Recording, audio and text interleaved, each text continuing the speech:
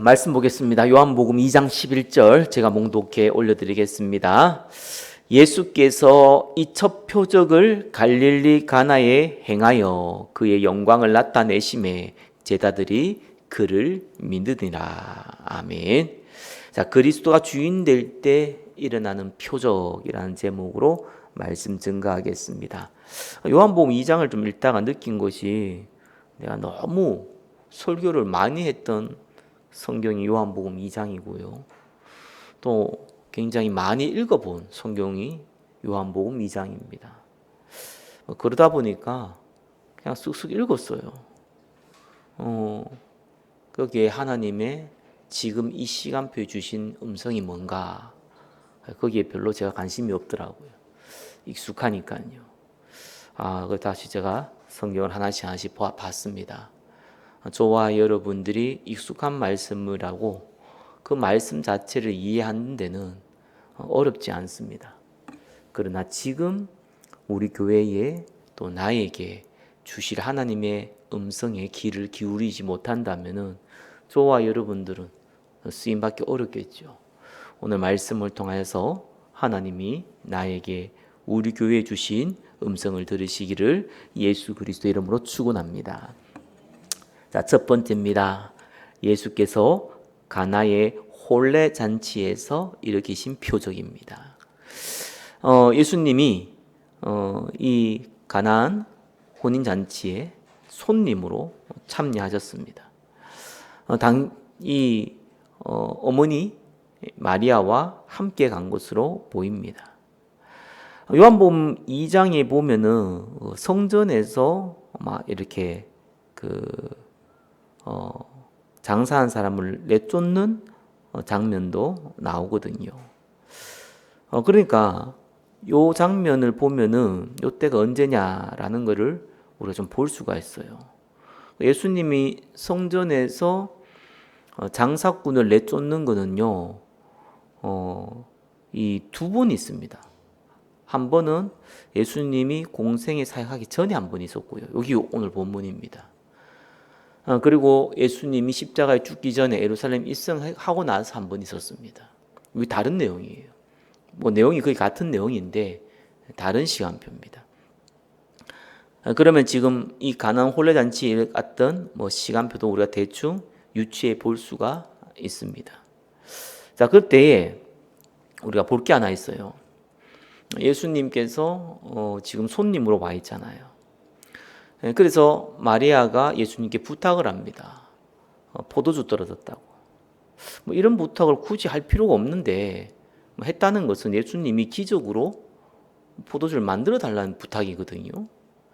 마리아가 알고 있었다는 거죠.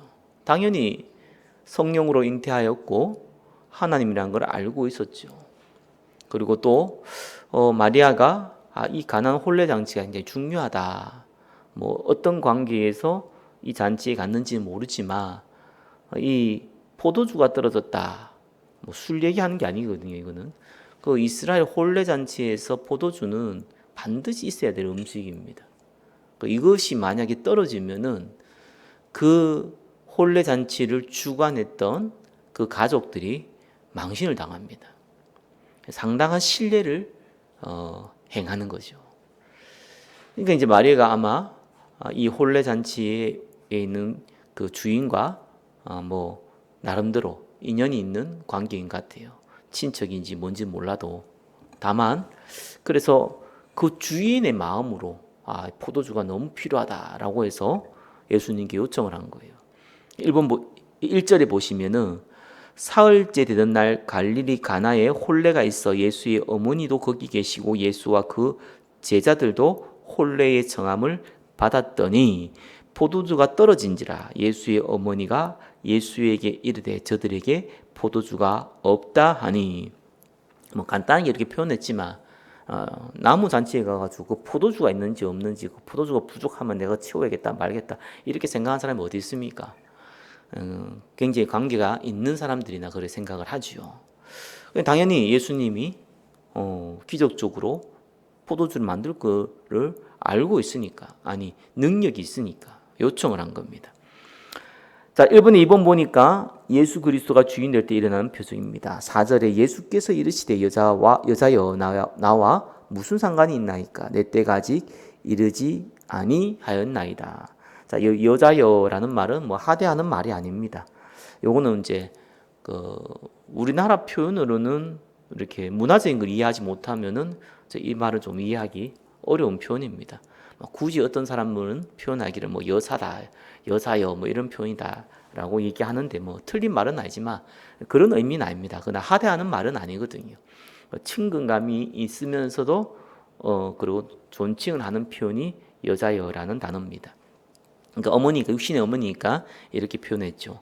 나와 무슨 상관이 있나이까 이렇게 했습니다. 굉장히 냉정한 표현 같아 보이는데 그 말이 아니고 기적을 일으키는 거잖아요. 그럼 메시아의 어떤 사역입니다. 그래서 어머니 육신의 어머니인 마리아도 간섭할 수 없습니다라는 얘기입니다. 그러면서 내 때가 아직 이르지 아니하였나이다 이렇게 나왔습니다. 내 때가 이르지 않다고 이제 물이 변화해 포도주를 바꿨잖아요. 그래서 이건 시간을 나타내는 때가 아니죠. 하나님의 영광을 나타낼 때, 예수 그리스도 본인을 통해서 하나님의 영광을 나타낼 때가 아니다라는 말인데 이거는 시간적 의미라기보다는 상태적인 의미입니다. 그 다음에 마리아의 표현을 보면은 잘 알 수 있죠.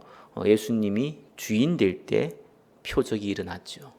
그러니까 지금은 내가 손님으로 와 있습니다라는 얘기죠. 5절에 그의 어머니가 하인들에게 이르되 너희에게 무슨 말을 하시든지 그대로 하라 하니라. 예, 빨리 눈치채었죠. 아 그렇구나. 예수께서 주인이 되어야 되는구나.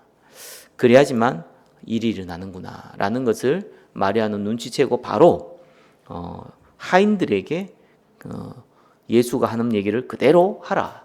그대로 순종하라고 했습니다. 하인들도 마리아를 잘 알고 있다는 얘기지요. 6절에 거기에 유대인의 정결 예식을 따라 두세 통 드는 돌 항아리 6이 놓여 있는지라. 연애할 때 돌 항아리를 많이 배치합니다. 왜냐하면은 정결 예식이죠. 항상 이들은 손을 씻습니다. 우리 밥 먹을 때 손 씻는 거 마찬가지인데 근데 이때 유대인의 예식은 음식을 먹기 전에 반드시 손 씻습니다. 우리도 마찬가지지만 이때는 청결 문화가 없었습니다. 이방인들은 손 잘 안 씻습니다. 근데 유대인들은 반드시 손을 씻습니다. 그것 때문에 손님들이 오면은 먹다가 뭐 좀 손에 묻거나 이러면 또 손 씻습니다. 그래서 돌 항아리에 항상 물을 담아 놓습니다. 그것을 보고 예시라고 합니다. 정결 예시. 7절에 예수께서 그들에게 이르시되 항아리에 물을 채우라 하신즉 아기까지 채우니 자 예수님이 그 돌 항아리에 물 채우라 했어요. 물 채우는 건 어렵지 않거든요. 원래 거기 물이 담겨 있어야 되는데 손님들이 이 정결 예식으로 말미암아 물을 썼단 말이에요. 그냥 물이 좀 비어 있었을 겁니다. 그래서 물 담으라 했는데 그건 어렵지 않아요. 근데 8절이 문제죠. 이제는 떠서 연회장에게 갖다 주라 하심에 갖다 주었더니 자 이 연회장이 갖다 주라는 것은 지금 이 일을 행하는 사람은요 지금 주인이 아니라 그 집 종들이에요.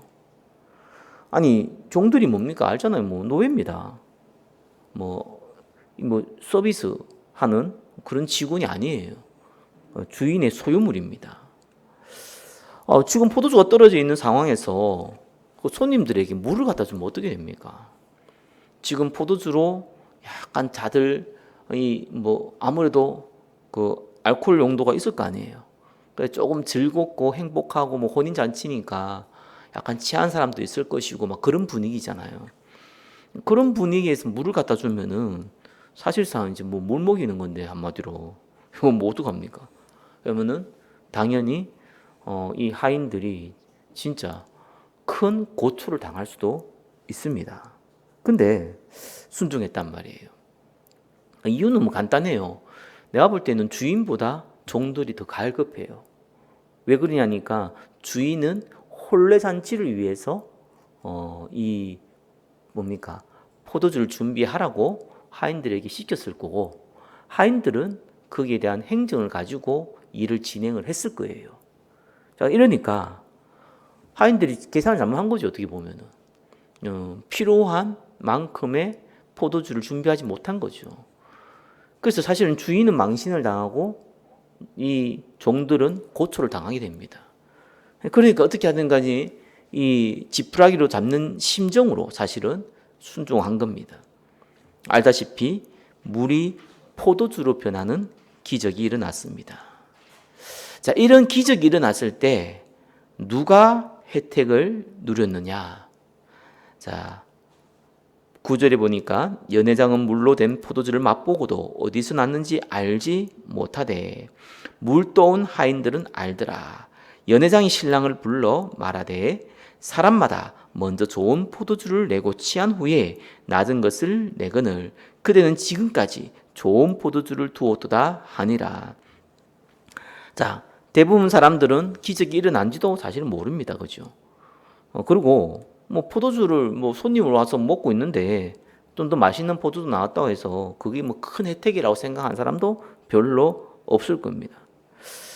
그래서 어떤 면에서는 혜택을 본 사람은 집주인이에요. 망신 안 당하게 생겼으니까. 손님들에게 좋은 포도주를 내주었으니까. 그보다 더 큰 혜택을 받은 사람들은 아무래도 하인들이죠. 행정을 잘못했기 때문에 고초를 당할 수 있었는데 예수님 때문에 고초를 당하지 않게 되었습니다. 이런 축복된 혜택을 누렸죠. 그러나 진짜 혜택 받은 사람은 따로 있습니다. 그것이 1번의 3번 내용입니다. 예수 그리스도를 믿은 제자들입니다. 예수께서 이첫 표적을 갈릴리 가나에서 행하여 그의 영광을 나타내심에 제자들이 그를 믿으니라. 그 후에 예수께서 그 어머니와 형제들과 제자들과 함께 가버나움으로 내려가셨으나 거기에 여러 날 계시지는 아니하시니라. 이렇게 나옵니다. 자, 제자들이 그를 믿었어요. 진짜 혜택이죠. 물론 제자들이 예수님을 따라다녔지만 예수님이 메시아구나 그리스도구나 라는 부분에 대해서는 사실 생각하지 못했죠. 이 계기를 통해서 그 확신이 조금 들어온 겁니다. 그래서 표적은 기적은 예수님이 일으켰고 육신적인 혜택은 그 집 주인과 특별히 하인들이 얻었지만 진짜 영적인 혜택은 예수 그리스도를 따라다녔던 제자들이었습니다. 저와 여러분들이 표적이라는 부분이 신앙생활 할 때는 일어나는 게 정상입니다. 그때 대부분 사람들은 육신적인 유익을 얻기를 원합니다. 저와 여러분들은 표적을 통해서 기적을 통해서 어떤 하나님의 역사를 보고 나서 어떤 혜택을 얻습니까? 하나님은 정말 성령으로 역사하시는구나. 정말 하나님께서는 살아계시구나. 이렇게 깨달은 사람이 진짜 혜택 받은 사람이에요. 병 나았다, 영적 문제 나았다, 뭐 중독된 게 나았다, 정신질환이 나았다. 사실상 어떤 면은 별로 중요하지 않아요. 주일날 제가 말씀을 드렸지만 병든 사람들이 굉장히 많이 있습니다. 그래서 제가 개인적으로도 영적 문제 좀 경험해 봤고 또 많은 분 치유를 통해서 보면서 느꼈던 거는 육신적인 응답을 받은 사람들 치고 신앙생활 제대로 하는 사람은 아무도 없습니다. 제가 그거는 뭐 100%다라고 할 수는 없겠지만 99.9%는 육신적인 혜택을 누려가지고 병이 나와가지고 영적 문제가 나와가지고 중독 문제가 나와가지고 제자가 된 사람이 없어요. 왜 그럴까라고 봤을 때 한 가지는 문제가 해결됐으니까 더 이상 예수님 필요 없잖아요. 그것도 있고요. 또 다른 한 가지가 뭐가 있냐니까 보니까 그 치유가 안 돼요. 치유가 된 것 같은데 치유 안 됩니다. 그러니까 이 사람들이 자꾸 100% 고치는 걸 자꾸 원해요. 그래서 치유 사역의 패러다임을 안 바꾸고 선교의 패러다임을 바꾸지 아니하고요. 교회의 패러다임을 바꾸지 아니하면은 계속 다람쥐 쳇바퀴 돌듯이 돌게 돼요. 그러니까 영적 문제를 치유받으려거나 뭐 중독 정신질환을 치유받으려면은요. 그 자체를 없애는 건 의미가 없어요. 그 문제 해결되지도 않지만 해결되어도 또 다른 문제 오기 때문에 이게 의미가 없더라니까요. 그래서 방법은 딱 한 가지입니다. 사명에 들어가야 돼요. 그게 제일 중요하더라고요. 왜냐하면 사람은 넘어지기도 하고 다시 서기도 하고 합니다. 질환이 있는 사람, 영적 문제나 중독이나 이런 정신질환인 사람은요, 좀 괜찮아졌다가 넘어지면 못 일납니다. 더 못 일납니다. 그래서 사람들이 잘 몰라서 그래요. 그 못 일나도록 치유시켜서 그래요. 고치는데 열심히 고쳐가지고 결국 한 번 더 넘어지면 못 일납니다. 더 못 일납니다. 그래서 사람을 고칠 때는요, 치유의 접근이 고치는 걸 접근하지 말고요, 사명으로 접근해야 돼요. 왜냐하면은 우리는 성령의 역사를 믿어야 되거든요. 인간적인 생각으로 치유의 역사를 믿지 말고 성령의 역사를 믿어야 돼요. 성령의 역사는 어떤 겁니까? 넘어져도 일어나는 게 성령의 역사예요. 그죠? 영적인 힘이 큰 거거든요. 그래서 아무리 정신질환이나 영적 문제나 중독 문제가 있다 하더라도요, 성령의 역사하면은요, 넘어지는 건 어쩔 수가 없더라고요. 왜? 이 땅이 신라곤이니까 사단이 가만히 있습니까? 그죠? 자꾸 넘어뜨려요. 넘어지고 일나야 되거든요. 근데 이 일날 때에 케어를 통해서 자꾸 일으키려고 그래요. 주위에서 막 도와줘가지고. 물론 그게 필요합니다. 근데 사명을 안 심어주면 죽을 때까지 그거 해야 됩니다. 사명이 심어주면요, 맞거나 틀리거나 하나님의 역사거든요. 사명이 심어지면 어느 날 본인 스스로 일어납니다. 그게 중요하더라고요. 영적 문제의 사람이 이렇게 좀 괜찮아졌다 넘어지거든요. 그 다음에 일어날 때에 그게 스스로 일어나줘야 돼요. 그게 성령의 역사입니다. 근데 거기에 키포인트가 사명이더라고요. 왜냐하면은 우리에게 주신 신분이 딱 신분다워질 때가요, 사명이 있을 때예요. 사명이 없으면 절대로 신분다워지지가 않아요. 그래서 불신자도 알잖아요. 히터 좀 끄세요. 더워 죽겠네. 이게 그 불신자도 어떤 거냐니까, 자살을 할 때 알잖아요. 사명이 없으면 자살합니다. 희망이 없으면 자살하거든요. 틀린 희망이라도 붙잡아야 되는 거예요. 그게 이 인간의 근본적인 원리가요, 하나님이 우리를 하나님 형상을 만들어 놓고 반드시 정복하고 다스리라. 지금은 뭡니까? 베드로전서 2장 9절이죠. 하나님의 기이한 그 빛을 증거하기 위해서 우리를 불렀습니다. 여기 돼야 됩니다. 그래서 이거를 자꾸 심어줘야 돼요. 근데 새 가족이 나는데 이런 걸 심어주면 되냐 생각하는데 안 그렇습니다. 새 가족한테 더 심어줘야 돼요. 전도 선교를 안 받아들이는 건 어쩔 수 없어요. 그렇다고 해서 안 심어준 거는 그건 우리 책임이거든요. 무조건 심어줘야 돼요. 그걸 붙잡아라. 그러면은 어느 날 이 자꾸 듣다 보면은요, 문제가 벌어지거든요. 문제가 될 때 어떤 기도하는 줄 압니까? 사람 희한하죠. 진짜 문제 생기면은 하나님 이 문제 해결해 주면은 내가 하나님께 헌금을 하겠습니다. 이런 사람이 있어요. 그 사람 뭐가 더한 줄 압니까? 헌금이 들어갔어요. 그 말은 헌금을 많이 드는 거예요, 얘기가. 그죠? 뭐 나쁜 건 아닌데 그렇게 얘기합니다. 근데 어떤 사람은요, 내가 나를 치유하시면 내가 하나님께 드리겠습니다. 이런 사람도 있어요. 근데 그 말은 뭐 틀린 말은 아닌데 뭘 드리는지 몰라요, 그냥. 주로 충성, 봉사, 노력입니다. 근데 어떤 사람은 기도할 때요, 너무 문제가 와가지고 하니 이 문제 해결해 주시면 내가 전도 안 하는데 내 인생 드리겠습니다. 이런 사람이 있어요. 그 말은 그 사람이 그 얘기를 계속 들었다는 얘기예요. 그 성령의 역사를 우리가 이렇게 인간의 눈으로 보면 안 됩니다. 그래서 반드시 문제가 와야 됩니다. 저는 개인적으로 생각하거든요. 오지 아니하면은요, 어쩌면 조금 극한 상황에 좀 몰리지 아니하면은요, 자기의 진짜 모습이 안 나옵니다. 진짜 고백이 안 나와요. 본인도 몰라요. 그래서 그리스도를 붙잡으려면은 하나님이 몰고 가거든요. 물론 감당할 만큼 몰고 가는데, 몰고 가실 때에 그때에 그 사람의 믿음의 고백이 전도냐, 헌금이냐, 그냥 봉사냐, 그게 어디서 나옵니까? 무엇을 들었냐에서 나옵니다. 그래서 우리는 꼭 생명 살리는 전도 선교 얘기해야 돼요. 두 번째입니다. 예수께서 성전에서 일으키신 소동입니다.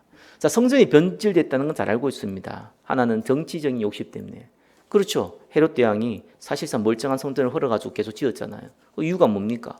자기 정치적인 이권을 유지하기 위해서. 왜냐? 다윗 후손이 아니거든요. 헤롯이에요. 또 하나는 뭡니까? 이게 또 종교 지도자라고 이제 이게 종교 지도자들 욕심을 채우는 거하고 딱 맞다 떨어진 거예요. 왜 그러냐니까 성전이 너무 좁으니까 이게 얼마나 성전이 6월절, 뭐 오순절 뭐 이럴 때요 수백만 명이 와요. 그 좁은데 들어오지도 못하는 거예요. 성전이 넓어야 되는 거예요. 근데 들어오면은 수많은 이제 이권들이 생기잖아요. 그러니까 이게 헤롯이 성전을 넓혀주니까 넓혀준 것만큼 많은 사람을 수용할 수 있고 수용한 것만큼 거기에 대한 뭐 성전 세부터 시작해서 장사하는데 그 사람들부터 세금 받는 것부터 시작해서 거기에 대한 이권이 생기잖아요. 또 한 가지 변질하는 것은 그 장사한 사람들입니다. 그 장사는 그 장소입니다. 그래서 뭐 이방인의 뜰이라고 했는데 정확하게 바깥뜰입니다. 저번에 한번 PPT를 보여줬듯이 바깥뜰이에요. 이 바깥뜰이 굉장히 중요합니다. 이스라엘은 단일 민족이라 생각하는데 절대로 안 그렇습니다. 원래 율법 자체에도 이스라엘은요 여호와 하나님만 믿으면 누구나 유대인이 될 수 있어요. 혈통이 아니고요. 유대인의 혈통은요 하나님을 믿냐 안 믿냐입니다. 그걸 받아들이면 유대인이 된다니까요. 그래서 출애굽할 때요 이스라엘만 나온 게 아닙니다. 수많은 이방 민족이 같이 출애굽했고 같이 이스라엘이 됐습니다. 그래서 하나님이 처음부터 성전을 얘기할 때 전도할 문을 열어놨어요. 거기 바깥뜰입니다. 자, 이번에 1번입니다. 장사꾼을 성전에서 내쫓으신 예수 그리스도입니다. 13절에 유대인의 유월절이 가까운지라 예수께서 예루살렘에 올라가셨더니 성전 안에서 소와 양과 비둘기 파는 사람들과 돈 바꾸는 사람들이 앉아 있는 것을 보시고 노끈으로 채찍을 만드사 양이나 소를 다 성전에 내쫓으시고 돈 바꾸는 사람들의 돈을 쏟으시며 상을 엎으시고 비둘기 파는 사람들에게 이르시되 이것을 여기서 가져가라. 내 아버지의 집으로 장사하는 집을 만들지 말라 하시니 자, 화를 내시고 물리적인 행사를 했습니다. 노끈으로 채찍을 만들고 소와 양과 비둘기 파는 사람들의 상을 다 엎어버렸습니다. 그만큼 하나님이 싫어한다는 얘기입니다. 그러면서 내 아버지의 집을 장사하는 곳을 만들지 말라고 했습니다. 장사하는 게 나쁘다 그 말이 아닙니다. 어디서 했냐가 굉장히 중요합니다. 성전의 바깥뜰이 아니라 그 밖에서 했다면 아무 문제 안 됐을 거예요. 근데 왜 바깥뜰에서 했습니까? 성전 안에 바깥뜰이 있고 그 안에 또 성전이 있거든요. 큰 벽 이제 외벽 안에 성전을 또 만들어놨는데 그 성전 밖에 바깥뜰이 있습니다. 그것을 왜 했겠습니까? 그 안에 들어올 때 성전세를 내고 들어오거든요. 거기에서 해야지만 장사를 해야지만 쉽게 말해가지고 양이나 염소는 팔 수가 있는 거예요. 밖에서 하면 세금을 못 받는 거예요. 그래서 그 안에 만든 건데 그 많은 장사꾼들을 어디 놔두겠습니까? 그래서 하나님이 그 안에 장소는 의미가 있거든요. 그래서 이스라엘 사람들, 유대인들이 제일 천대시 여기는 사람들, 이방인들이 있는 그 뜰, 바깥뜰에다가 이방인들이 와서 예배 드릴 수 있는 그 장소에다가 그 장소의 장소를 이제 말 그대로 장사를 한 곳이기 때문에 그렇습니다. 이래가지고 예수님이 내쫓았죠. 17절에 제자들이 성경 말씀에 주의 전을 사모하는 열심이 나를 삼키리라 한 것을 기억하더라. 이 시편 69편 9절을 인용한 겁니다. 그죠? 다윗이 그 원수들 앞에서 하나님을 위하여 핍박받은 사실입니다. 그죠? 그 내용이에요. 무슨 말이냐니까 주의 선을 사모하는 열심이 나를 예수님이죠. 예수님은 참긴다. 쉽게 말해서 예수님께서 유대인들 앞에서 핍박받게 될 것이다 라는 것을 제자들이 예측했다는 겁니다. 이러다가 예수님 상을 없는 거 보니까 이 건이 장사꾼의 문제가 아닙니다. 이거는요, 이 바리새인들, 뭐 특별히 사두개인들, 뭐 대제사장들, 이 사람들의 이 건이 다 걸려 있다는 것을 제자들이 알고 있습니다. 그걸 뒤집은 거예요. 그러니까 예수님이 나중에 이것 때문에 큰 고초를 당할 것 같다라고 예측을 한 겁니다. 말 그대로 십자가에 죽으신 거죠. 자, 그러면서 2번에 2번입니다. 표적으로 그의 부활을 말씀하신 예수 그리스도입니다. 이에 유대인들이 대답하여 예수께 말하기를 네가 이런 일을 행하니 무슨 표적을 우리에게 보이겠느냐. 자, 표적을 얘기했죠. 자, 첫 번째 가나안 혼인잔치에서 일어난 표적을 통하여서는 제자들이 영적 혜택을 누렸습니다. 자, 두 번째 똑같아요. 이 예수님이 이 장사꾼들이 예수님께 표적을 보이겠냐 이렇게 얘기한 겁니다. 우리 같으면 돈 물어내라 뭐 이렇게 할 거 아니에요, 그죠? 근데 이제 예수님이 누군지 대충은 사람들의 소문 듣고 알고 있었던 걸로 우리는 알고 있어요. 그러니까 말 그대로 이제 이때는 그 종과 뭐 주인이 있는 시대요. 또 나름대로 랍비와 또 일반 서민들의 그 차이를 갖고 있는 시대입니다. 그러니까 예수님 밑에는 제자들이 있잖아요. 그 말은 무슨 말이니까 최소한 이들이 봤을 때는 랍비 정도는 돼 보이는 거예요. 그러면 함부로 못합니다. 그래서 판 겁니다. 당신이 이렇게 한 거는 하나님의 뜻이라는 증거를 대라는 거예요. 그렇게 표현한 겁니다. 우리 같으면 돈 내라 할 건데 그게 아니고 얘들은 이 나름대로 종교 생활이 이스라엘 모든 사람들을 하고 있기 때문에 네가 진짜 하나님 계획으로 했냐 그러면은 증거 내놔라는 겁니다. 표적을 보여달라는 겁니다. 그때 예수님이 19절에 너희가 이 성전을 헐라 내가 사흘 동안에 일으키리라. 3일 만에 일으키겠다는 거죠. 그죠? 그때 유대인들이 이르되 이 성전은 46년 동안 지었거늘 네가 3일 동안에 일으키겠느냐 46년 지었다고 얘기합니다. 헤롯이 성전 건축은 BC 20년인 정도에 시작을 한 걸로 기록 나와 있습니다. 그러면은 47년이라는 것은 AD 지금 27년이다라고 정도 볼 수 있죠. 그러나 예수는 성전된 자기 육체를 가리켜 말씀하신 것이라 21절에 이렇게 기록되어 있습니다. 자, 알다시피 요한복음은 요한이 적었잖아요. 이 말은 요한이 적은 거예요. 그 말은 요한이 예수님의 제자잖아요.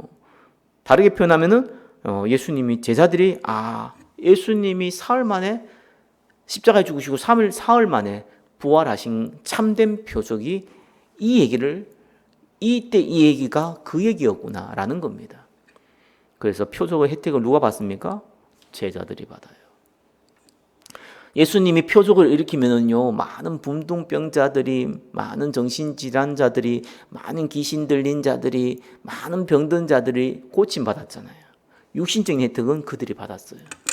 그러나 진짜 혜택은 누가 받았습니까? 그걸 지켜보고 있었던 제자들입니다. 저와 여러분들이 사역할 때 항상 기억해야 되는 거는요, 표적들이 일어난 게 정상인데요. 그걸 통해서 육신적인 혜택을 받는 사람이 이익을 얻는 것이 아니라 그 역사를 보고 하나님께 영광 돌리는 사람이 참 이익을 얻는 겁니다. 저와 여러분이 그 응답 가운데 있는 겁니다. 2번의 3번입니다. 부활 후에 이 말씀을 깨닫는 제자들, 죽은 자 가운데에서 살아나신 후에야 22절이죠. 제자들이 이 말씀한 것을 기억하고 성경과 예수께서 하신 말씀을 믿었더라. 그렇죠. 하나님 말씀 믿은 거예요. 3번입니다. 하나님이신 예수 그리스도입니다. 3번의 1번 표적을 통해 믿게 된 예루살렘의 사람들입니다. 23절에 6월절에 예수께서 예루살렘에 계시니 많은 사람이 그의 행하시는 표적을 보고 그의 이름을 믿었으나. 자, 이렇게 나오죠. 표적을 통해서 예루살렘에 있는 많은 예비된 사람들이 예수님을 믿었다고 나와 있습니다. 자, 그의 이름을 믿었다라고 나와 있습니다. 저와 여러분들이 똑같죠. 진짜 혜택은 표적을 통해서 육신의 이익을 얻는 자가 아닙니다. 표적을 통해서 하나님의 역사를 보는 겁니다. 그 사람이 참 이익을 얻은 겁니다. 이렇게 예루살렘 안에 많은 사람들이 믿게 된 거죠. 그러면서 24절입니다. 예수는 그의 몸을 그들에게 의탁하지 아니하셨으니 이는 친히 모든 사람을 아심이요. 자, 예수님은 하나님이십니다. 그러니까 사람들을 의지하지 않아요. 사람들이 따라다니는 사람, 뭐 헌금하는 사람, 자기한테 많은 이게 도움을 주는 사람, 그걸 보면서 당신들이 나의 후견인이요, 나의 동력자요, 나의 제자요, 이렇게 할 수 있잖아요. 왜요? 그것 때문에 많은 혜택을 누리니까. 근데 예수님은 그런 분이 아닙니다.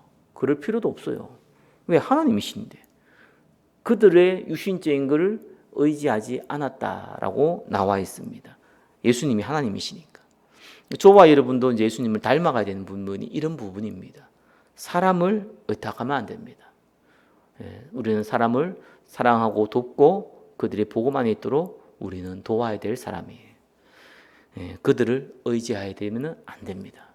하나님이 반드시 의지하는 것은 전도자일수록, 제자일수록 하나님은 그것 때문에 문제를 일으킵니다. 하나님은 질투하신 하나님이세요. 그 말은 시기하고 질투하는 그 시기 질투가 아닙니다. 저와 여러분이 그리스도 앞에서 딱 설 때에 저와 여러분들은 응답받는 사람이 되는 거예요. 그래서 그거를 하나님은 원하세요. 25절에 또 사람에 대하여 누구의 증언도 받으실 필요가 없으니 이는 그가 친히 사람의 속에 있는 것을 아셨습니다. 자, 이때 당시에는 증언이 필요해요. 이 사람은 이런 사람이다라는 거죠. 근데 필요 없다는 거 예수님이 하나님이시기 때문에. 사람들의 증언이 왜 필요합니까? 스스로 있는 자고 스스로 응답받는 자인데 저와 여러분이 제자기 때문에 동일한 응답받아야 돼요. 무슨 말이냐니까 우리는 뭘 통해서 인기를 얻거나 저 사람은 참 대단하구나, 저 사람은 진짜 전도자구나, 이런 거에 저와 여러분이 기가 속길하거나 그걸 의지하거나 그거에 가지고 저와 여러분 정체성을 판단하거나 그러지 말라는 거예요. 저와 여러분들은 예수님과 마찬가지입니다. 우리는 예수님께 인정받으면 돼요. 사람에게 인정받을 필요가 없습니다. 이 말은 사람을 무시하란 말이 아니라 질서를 무시하라 이런 말이 아니잖아요. 그죠? 저와 여러분들은 모든 질서에 순종하고 저와 여러분들은 모든 대인관계에 원수를 만들지 않고 저와 여러분들은 많은 불신자들에게 모범이 보여야겠지만 그러나 그들을 의지하거나 그들을 눈치 볼 필요가 없는 겁니다. 하나님 앞에서 저와 여러분들은 서 있기 때문에 그렇습니다. 말씀을 맺겠습니다. 예수님이 가나안 잔치에서 표적을 일으켰습니다. 예수님이 또 성전에서 소동을 일으킬 때 사흘 만에 성전을 일으키겠다고 그 표적을 부활하심으로 일으켰습니다. 그리고 표적을 통해서 예루살렘에 있는 많은 사람들이 예수님을 믿도록 하셨습니다. 표적, 기적, 눈에 보이는 모든 것들은 눈에 보이지 않는 그리스도를 만나는 도구가 되는 겁니다. 저와 여러분들이 참 표적의 주역 되시기를 예수 그리스도의 이름으로 축원합니다. 기도하겠습니다. 예수님께서 나의 주인이 되심을 감사드립니다. 예수 그리스도의 이름으로 기도드립니다. 아멘.